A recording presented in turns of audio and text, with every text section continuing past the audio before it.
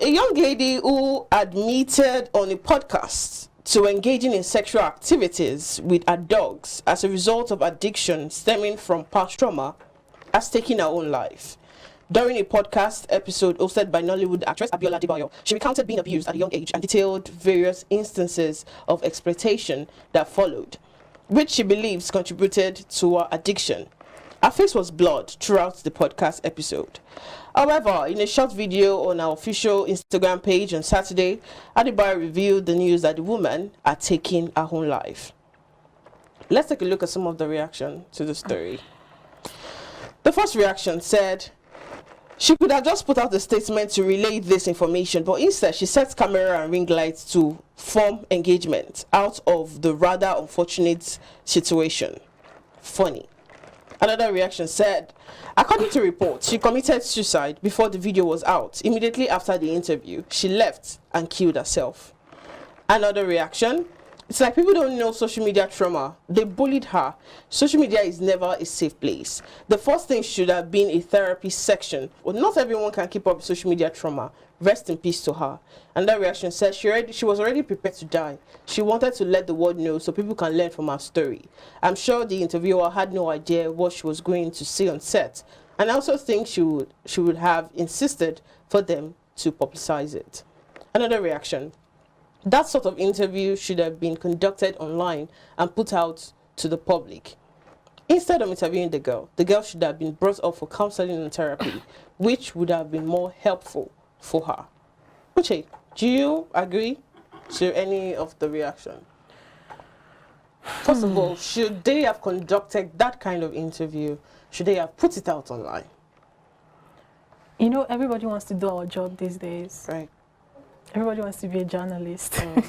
Everybody wants to conduct interviews. It's so sad.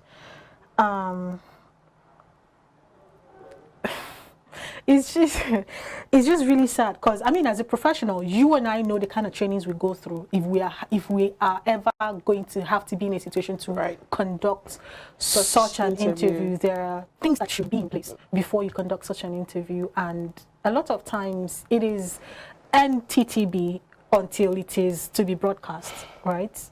When I saw that interview, I couldn't relate to it. Not because I did not know that people go through such things, but because I was wondering why this is out here instead of in a rehab or going through some therapy sessions or getting help.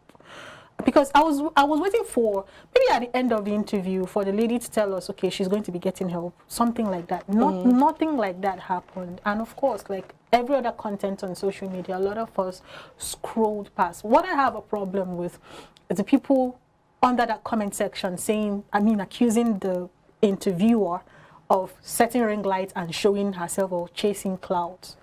Okay. I feel like even if you think that is what the situation is, somebody just died. Yeah. Somebody just died. She's chasing clouds with it. That is no longer your problem.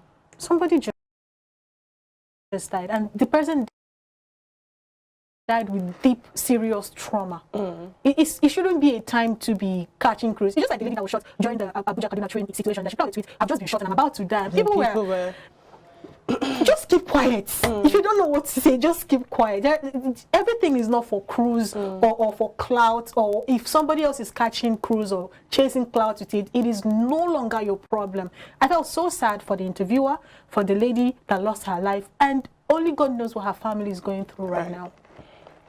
Well, anyways, what I would say is, if you know anyone that is actually struggling with suicidal thoughts and, going through depression and is suicidal, there is a number to call, and that number is 090-80-21-7555. Now they're available 24/7, and this is the prevention initiative in suicide prevention initiative in Nigeria.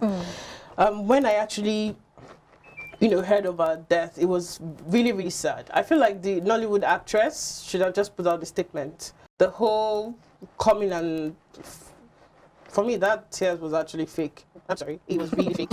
It's not funny. It's not funny. It was really fake for me. She was finding it so hard to cry, but there was no tears. That's why I said it's no longer our problem. Yes. If that is what she has decided to subject herself to, good. Right. Let her continue, but it's no longer our problem. She should have just put out a statement that, and this person. I'd like to say something, Debbie. You know, in this country, where we like to make light of situations, right? And when you talk about people who are going through trauma, depression, anxiety, there are things you don't say to them, whether as a joke or in seriousness, or whether you're even trying to help. Like, these are fragile people.